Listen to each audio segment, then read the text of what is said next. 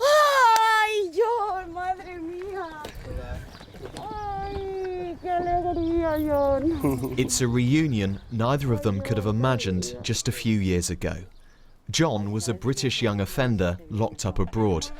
Esther was one of those trying to help him, but he was one of the most difficult children they'd ever met. When he was 15 and on a family holiday in Alicante, John robbed a man at knife point and was jailed. But 3 years here changed him for good. Before I come to this place, I was in England at least 8 times, 8 different centres with 8 different sentences, and I've come here and just the once in Spain, and that's it. They sorted me out just that one time. Like, it's done the world of good for me.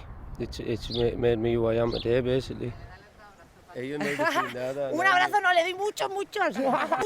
So how did Spain succeed where the UK failed? The La Zarza Re-Educational Centre in southeast Spain is probably the most striking youth prison in the whole of the country. Dangerous offenders are given axes to do gardening. They look after the goats and other animals, if they've been well behaved. This is the first time British cameras have been allowed in. We agreed not to show the teenagers' faces. Alex tells us he became a burglar at the age of 11, out of boredom. Now 14, he says he regrets what he did. Al principio mal y luego te das cuenta de que At the beginning, it's pretty tough. You don't know what you've got until you've lost it. You've got to get used to not having your friends and your family here. It's not like home. You can't eat what you want. You can't go out whenever you want. The only time the prisoners here are in their rooms is for a 45-minute siesta and overnight. At Feltham Young Offenders Institution in West London, it can be as many as 23 hours a day. Here, they're kept occupied from dawn till dusk. With activities like beekeeping, as well as everything else they've got here, this is miles away from the youth prisons we're used to back in the UK. But the people who run this place insist it's not just about the environment and their surroundings. They say it's about the ethos, and they believe they can bring their philosophy to the UK.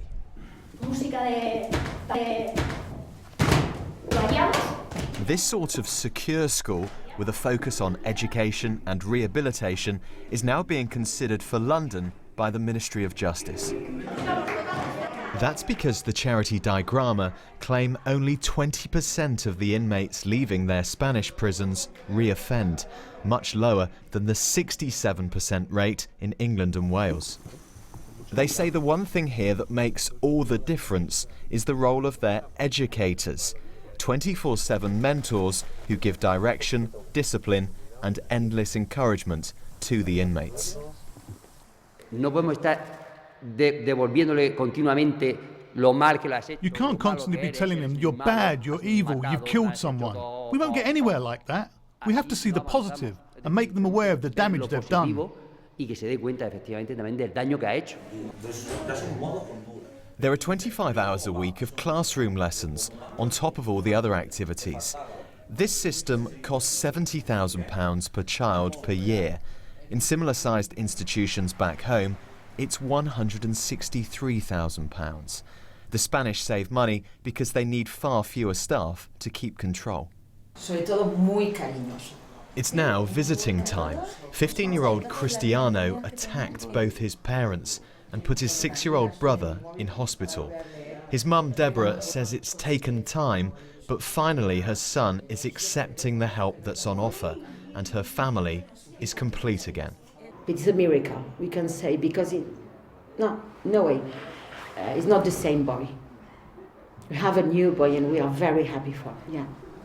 Of course, there are those who say all this is soft justice, a holiday camp for young criminals who don't deserve it and who should be punished more. This is far away from a holiday camp. If you ask any kid here, they would say, I don't want to be here. They are not that fun. But we don't need to make them, how I would say, miserable because they have committed a crime. John's return to Alicante has brought back many memories. It's been an emotional visit. But he's convinced that in the future, the Spanish approach could help the toughest young offenders in London. Since I've been here, I've been talking to my friends, and I've kept quite a few of them out of trouble. They've changed their ways through the stuff that I've learned in Spain. The British government agrees big changes are needed in the youth justice system. But will it really invest the time and money needed to make this a reality back home?